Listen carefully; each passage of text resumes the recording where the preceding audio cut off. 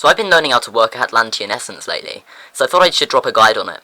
If you don't know what Atlantean Essence is, it's a drop from Dark Sea enemies which can apply an extra stat to any item it's applied to. The drawback of course is, for each one you use, you gain an insanity on that item. So a build that gets used by those who can afford it usually runs 4 of these and 5 warding. For now at least, the Virtuous enchant provides 54 defense and 1 warding, and having more warding than insanity entirely negates insanity effect. And since you only need 1 more warding consistently, it gets more and more stat efficient the higher you go, maxing out at 4 Atlantean modifiers and 5 warding. This results in a build that most people can't afford due to Atlantean Essence and Virtuous scrolls being quite expensive. aimsell actually made a video showcasing one of these builds, so although I'd say the build was a bit questionable, seeing as aimsell chose to use a Thurgis set piece instead of a 5th warding enchant. Also, choosing to invest in 3 stats isn't optimal, but I'm getting off track. Atlantean Essence drops at a rate of 1 in 25 Atlantean kills and is applied to an item like an enchant scroll, with one key difference: you can't remove it. This makes applying an Atlantean modifier to a piece a commitment, because once your beloved Sunkens have insanity, they have it forever. All that aside though, I'd assume you want to know how to most effectively apply an Atlantean Essence. What you first need to know is the order of priority. When applying Essence, the stat you get isn't random, and is instead decided by an algorithm hinging on the item's pre-existing stats. If you have the stat that it's checking for in the list, it skips it and keeps checking until it finds one that you don't have and applies to that stat. The priority list is as follows: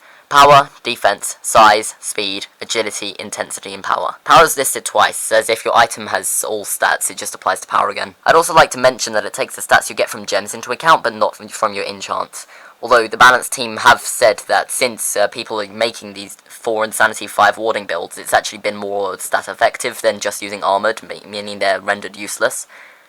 So if you they plan on changing that so that enchants are actually factored in Atlantean modifier. So if you had a hard chestplate using Larimar gems, the Calvus chestplate would have all the stats: power, defense, size, speed, agility, and intensity. But the modifier will apply to defense, as it doesn't count your enchant yet. So if you instead chose to use an Agate in one of said Calvus chestplate's gem slots, the Atlantean modifier would apply to power again. But on a few power-based items, it's much less worth it to go for power on your Atlantean Essence. For example, on the Carina set, you'd need a Kyanite and an Agate to get power on your modifier.